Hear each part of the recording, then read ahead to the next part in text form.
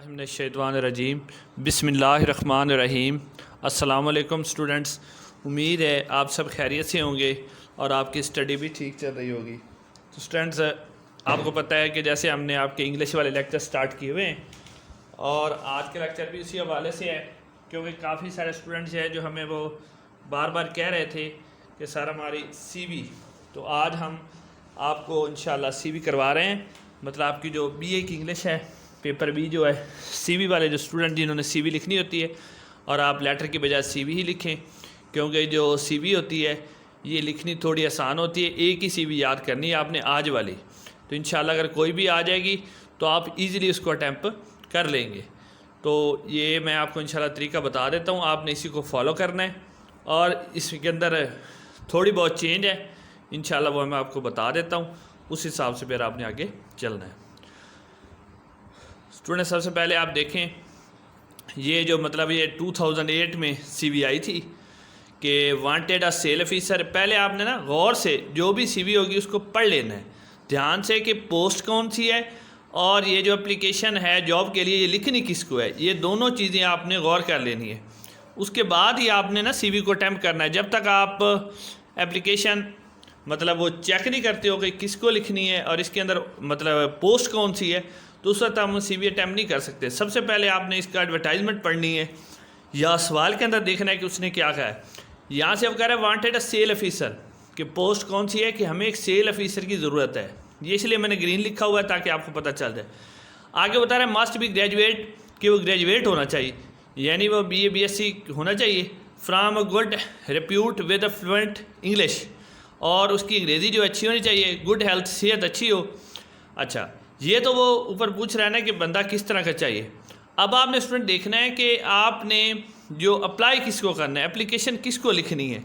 तो जब तक आप CV गौर से नहीं पढ़ेंगे आपको नहीं पता चलेगा। एप्लीकेशन देनी है MD को, मैनेजिंग डायरेक्टर। ये है जी प्लास्टिक गुड कंपनी, यानी एक प्लास्टिक कंपनी है जिसका ये एड्रेस है PO बॉक्स नंबर 101 लाहौर। यानी अब आपको यहाँ से पहले देखना है, हमने पहले देखा इसके अंदर कि हमारे पास पोस्ट कौन सी है जी, सेल ऑफिसर। अच्छा जी, उसने एजुकेशन कितनी मांगी, ग्रेजुएट होना चाहिए, ये चीज़ हमने देख ली। नंबर 3 पे आप देखोगे कि अप्लाई किसको करना है, अप्लाई करना है आपने MD को। कंपनी का नाम क्या है, प्लास्टिक गुड कंपनी। कंपनी है कहाँ पर, लाहौर में है। ये 3 चीज़ें आपने गौर से देख लेनी है।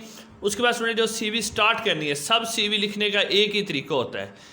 इंशाल्लाह ये वाली आप याद करेंगे तो आपको सारी याद हो जाएंगी। हर CV के स्टूडेंट ऊपर लिखना है हमने एग्जामिनेशन नाल, उस तरह जिस तरह आप लेटर में लिखते थे, पीछे 9th 10th में लिखते रहे आप। उसके बाद एग्जामिनेशन के बाद आपने कॉमा पुट करना है, ठीक है। दूसरी लाइन में आपने सिटी ABC तीनों वर्ड कैपिटल लिखने हैं और तीनों वर्ड के बाद फुल स्टॉप लगाना है। जो नंबर 3 आपकी लाइन होगी उसमें डेट डालनी है, आप कोई भी डेट डाल सकते हो, वो डेट आप डालेंगे। जो डेट आप लिखेंगे उसके बाद आप कॉमा लगाएंगे और जो ईयर लिखेंगे उसके बाद आप फुल स्टॉप लगाएंगे। उसके बाद स्टूडेंट्स ये तो हर CV में ऊपर आ जाना है। नेक्स्ट जो अगला मतलब हमारा है ना जी मसला कि हमने लिखनी किसको है, वो आपने ऊपर चेक करना है CV के अंदर।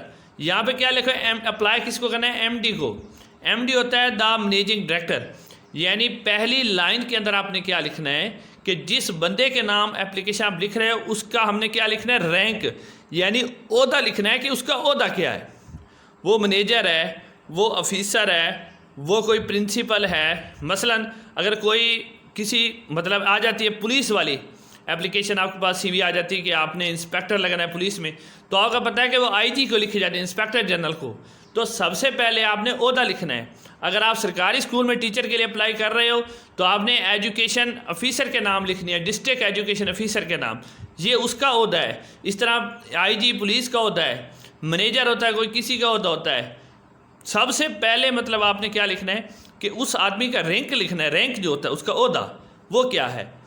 पहली लाइन में आप लिखोगे रैंक द मैनेजिंग डायरेक्टर, यहाँ पर द इंस्पेक्टर जनरल आ सकता है, यहाँ पर आ सकता है किसी स्कूल के प्रिंसिपल को एप्लीकेशन लिखनी है तो आपके आ सकता है प्रिंसिपल, कॉलेज के प्रिंसिपल का नाम, यानी यहाँ रैंक आना है, ठीक है। दूसरी लाइन में आपने लिखना है उसका नाम, कंपनी का नाम, जिसको आप उस डिपार्टमेंट का नाम जिसको आप एप्लीकेशन लिख रहे हो, तो वो यहाँ पर है प्लास्टिक गुड कंपनी, यहाँ पर आ सकता है एजुकेशन डिपार्टमेंट, ठीक है जी, यहाँ पर आ सकता है पुलिस डिपार्टमेंट, कोई भी डिपार्टमेंट है वो दूसरी लाइन में आपने लिखना है, ठीक है। एजुकेशन डिपार्टमेंट, पुलिस डिपार्टमेंट, ठीक है जी, कोई भी डिपार्टमेंट वो यहाँ आ सकता है। और नंबर 3 पे एड्रेस लिखना है, वो डिपार्टमेंट कहाँ पर मौजूद है। ये 3 चीज़ें, नंबर 1 क्या है जी, रैंक, नंबर 2 रैंक लिखना है उस डिपार्टमेंट का जो ऑफिसर है उनका रैंक लिखना है, नंबर 2 पे आप लिखोगे डिपार्टमेंट का नाम, education department, police department, plastic good company, garment factory, जो कुछ भी है वो दूसरी लाइन पे, और नंबर 3 वो वाक़या कहाँ पर है, सिचुएटेड कहाँ पर है, तो वो आप यहाँ लाहौर है तो आपने लाहौर लिखना है। उम्मीद है यहाँ तक आपको क्लियर हो गई। ये आप याद रखें, जो पहला रैंक लिखना है ना, मैनेजिंग डायरेक्टर या इंस्पेक्टर जनरल या प्रिंसिपल, उसके बाद भी कॉमा है और कंपनी के नाम के बाद भी कॉमा है, और जो आपके पास एड्रेस है उसकी लाहौर, कराची, मुल्तान जो कुछ भी है उसके अंदर आपने फुल स्टॉप लिखना है। उम्मीद है स्टूडेंट यहाँ तक आपको समझ आ गई होगी। अच्छा स्टूडेंट, अगला स्टेप इसका CV का क्या है कि आप लिखोगे सब्जेक्ट। सब्जेक्ट का मतलब होता है कि आप एप्लीकेशन किस लिए लिख रहे हो। सब्जेक्ट ऊपर बता दिया जाए ताकि जो एप्लीकेशन पढ़ने वाला है उसके ज़हन में फ़ौरन ही आ जाए कि मुझे एप्लीकेशन किसके लिए लिखी जा रही है। तो ये भी आसान तरीका आपने लिखना है, CV for the post of, यहाँ लिखा हुआ है सेल ऑफिसर, अगर यहाँ इंस्पेक्टर की है तो आप इंस्पेक्टर का नाम लिखोगे, इंग्लिश टीचर की है तो इंग्लिश टीचर लिख दोगे, अगर आपके पास क्लर्क की है तो यहाँ आप क्लर्क लिख दोगे, आपके पास बायो का टीचर है तो यहाँ यानी पोस्ट ऑफ, इसकी जगह आपने उस पोस्ट का नाम लिखना है जिसके लिए आप अप्लाई कर रहे हो। जी स्टूडेंट्स, उसके बाद अगली जो लाइन होगी उसके अंदर आपने लिखना है सर, सर के बाद भी आपने कॉमा लगाना है, ठीक है स्टूडेंट। उसके बाद ये वाली लाइन छोड़कर नीचे आपने आ जाना है। ये लाइनें भी आप याद कर लें, तकरीबन हर CV के अंदर आपने यही वाली लाइनें लिखनी है तकरीबन। जी student, in the response to your advertisement, in the response to your advertisement यानी आपने जो इश्तिहार दिया है, इन द डेली, डेली में द न्यूज़, ये अखबार का नाम है, पहले स्पेलिंग कैपिटल लिखने हैं और बाहर इसके इन्वर्टेड कॉमास लगाने हैं आपने। In response to your advertisement in the daily news, आप अपनी मर्ज़ी से कोई भी अखबार लिख सकते हो।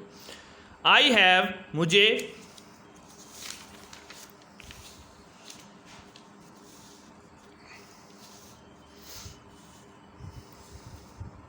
अच्छा, आई हैव, मुझे, कम टू नो, पता चला है, दैट सम पोस्ट कि कुछ वैकेंसियाँ ऑफ दी। अब यहाँ भी स्टूडेंट देखें सेल ऑफिसर लिखा हुआ है, यहाँ अगर इंग्लिश टीचर है तो आपने क्या लिखना है, इंग्लिश टीचर, इंस्पेक्टर है तो इंस्पेक्टर, क्लर्क है तो क्लर्क, कोई भी मतलब जो है पोस्ट है वैकेंट है वो यहाँ आपने मेंशन करनी है, उसी पोस्ट का नाम लिखना है जो यहाँ लिखा होगा, बाकी सेम रहेगा, उसमें कोई चेंज नहीं है।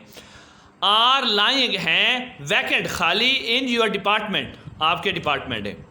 आई ऑफर माई सेल्फ, मैं अपने आप को पेश करता हूँ as one of the candidates, एक candidate for the published post, जो पोस्ट आपने अखबार में पब्लिश की हैं उनके लिए मैं अपने आप को, ये सेम लाइनें आपने याद करनी है, सिर्फ ये चेंज होना है sale officers. I am a young man आ वुमेन, आपकी मर्जी आप मैन लिखें या वुमेन लिखें, 25 ईयर्स, 25 साल का मैं एक नौजवान हूँ, विद अ गुड स्किल, जिसके पास एक अच्छी महारतें हैं। आई हैव ग्रेट इंथ्यूज़म, मेरे पास एक बहुत जज्बा है, टू मीट द चैलेंजेस, कि मैं बड़े बड़े चैलेंजेस का सामना कर सकता हूँ, एंड वर्क, और काम कर सकता हूँ, वर्क काम कर सकता हूँ, किसके लिए, द चैलेंजेस फील्ड, जो चैलेंजेस फील्ड है उनके अंदर मैं काम भी कर सकता हूँ, मेरे अंदर काफ़ी सारा इंथ्यूज़म है। तो ये वाली जो लाइनें हैं ना आप ऐसे कर लें कि इनको आप हिफ्ज़ कर लें, ये वाली लाइनें आपको याद हो, इंशाल्लाह यही लाइनें याद करने वाली है, बाकी तो कुछ भी नहीं है, बाकी आप खुद इंशाल्लाह सारी CV आप खुद अटैम्प्ट करोगे। अच्छा स्टूडेंट, ये लिखने के बाद नीचे आपने अपने मार्कर के साथ इसकी हेडिंग देनी है कि माई पार्टिकुलर्स आर एज अंडर, कि मेरे जो पार्टिकुलर हैं यानी आप अपना जो बायोडाटा देंगे वो नीचे है। नंबर 1 पे आप लिखोगे नेम, आगे आप अपना नेम भी लिख सकते हो, बेहतर है कि ABC लिख दें। उसके बाद फादर नेम्स XYZ, अगर आपने फादर का नाम भी लिखना चाहें तो कोई इशू नहीं है। उसके बाद आप डेट ऑफ बर्थ अपने लिखोगे, मेंशन भी कर दो तो कोई इशू नहीं है। उसके बाद नंबर 4 पे आप लिखोगे डोमिसाइल्स, जिस डिस्ट्रिक्ट का आप किसी भी डिस्ट्रिक्ट जो आपके डिस्ट्रिक्ट मतलूबा हैं वो आप इजीली उसका नाम लिखो, ठीक है स्टूडेंट्स। उसके बाद नेक्स्ट जो आपने लिखना है, इसी के अंदर भी बायोडाटा आपका चल रहा है।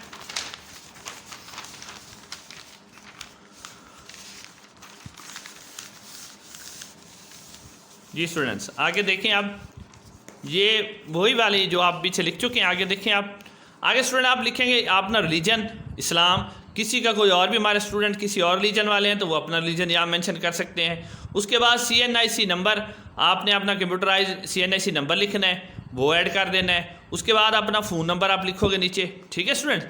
ये वाला बायोडाटा ये आपका पर्सनल बायोडाटा है। इसके बाद आपने लिखना है अपनी एकेडमिक क्वालिफिकेशन। उसके बाद आपने लिखनी है एकेडमिक क्वालिफिकेशन। तो स्टूडेंट एकेडमिक क्वालिफिकेशन की आपने ऊपर टाइटल देना है, नीचे एग्जामिनेशन का टाइटल देना है, मार्क्स का देना है और डिवीज़न देनी है, ठीक है। अब स्टूडेंट ये क्योंकि मैंने ऊपर आपको इश्तिहार पढ़वाया है एडवर्टाइजमेंट की, उसमें लिखा हुआ है ग्रेजुएट, तो मैंने इसलिए ग्रेजुएट तक लिखा है, बाकी मैं इंशाल्लाह आपको साथ बताता हूँ। मैट्रिक, अपने मार्क ऑब्टेन, टोटल नंबर और डिवीज़न, ठीक है। FA या FSC आपकी मर्ज़ी है, मार्क ऑब्टेन या टोटल नंबर, ठीक है। Division first, BA BSc, mark obtain या टोटल नंबर। अच्छा स्टूडेंट ये BA तक इसलिए लिखे हुए हैं क्योंकि ये वाली जो CV है इसके अंदर उन्होंने सिर्फ ग्रेजुएट ही मांगा है। तो स्टूडेंट आपने आप इस यहाँ से मेरी ये बात नोट कर लें कि अगर वो टीचर मांगता है आपको, ठीक है, खाली बात का वो क्या होता है कि आपसे कहता है प्राइमरी टीचर के लिए एप्लीकेशन लिखें, तो प्राइमरी टीचर के लिए आपने मास्टर अपना लिख देना है, वो आपकी मर्ज़ी। अगर याद रखना है अगर ऊपर FSc BSc लिख रहे हो तो आप मास्टर में अपनी MSc लिख सकते हो, अगर ऊपर आप FA और BA लिख रहे हो तो नीचे आप MA लिख सकते हो। ये खाली किसके लिए, जो आपका प्राइमरी टीचर है, ठीक है स्टूडेंट्स, वो लिखे। इसके अलावा वो पूछते हैं कि इंग्लिश टीचर के लिए एप्लीकेशन लिखें, तो यहाँ जो ये BA के बाद है आपने लिखना है MA इंग्लिश। क्या लिखना है आपने, MA इंग्लिश। उसके टोटल 1200 नंबर होते हैं BZU मुल्तान के, तो आपने 1200 डालने हैं और उसके ऑब्टेन नंबर डाल देने हैं। अगर वो आपको कहता है कि केमिस्ट्री का टीचर तो आप FSc BSc और MSc केमिस्ट्री, ठीक है जी स्टूडेंट। इस तरह आपको अगर वो बॉटनी का टीचर कहता है तो FSc BSc और MSc बॉटनी, या आप BA अगर BA नहीं लिखना चाहते तो इसकी जगह आप BS बॉटनी भी लिख सकते हैं, ठीक है।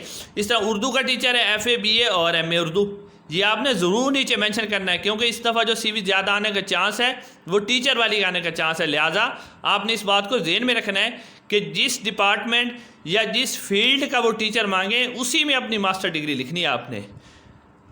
समझ आ गया आपको। मसलन केमिस्ट्री है तो MSc केमिस्ट्री, ऊपर फिर ध्यान रखना है कि कहीं आप FA BA ना लिख दें, वो FSc और BSc लिखनी है, ठीक है। इस तरह मैथ वाला है तो MSc मैथ लिखें आप, जो भी मतलब डिपार्टमेंट है मास्टर उसकी यहाँ लिखनी है। स्टूडेंट ये क्लियर हो गया आपको।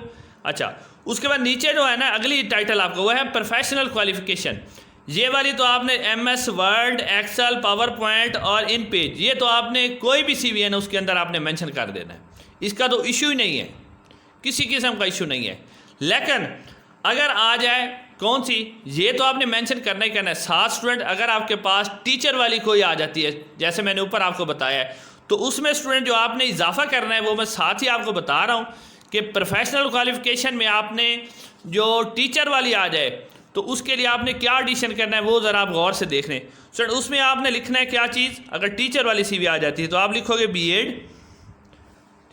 ये देखें स्टूडेंट B.Ed। उसी तरह नंबर आप लिख सकते हो कि मसलन आपके पास आए जी 890, ठीक है, टोटल नंबर है 1200 और डिवीज़न आप अपने लिख सकते हो फर्स्ट, ठीक है। और MAd भी अगर आप लिख दो तो कोई इशू नहीं है, वो भी इसमें आप ऐड कर सकते हो MAd भी।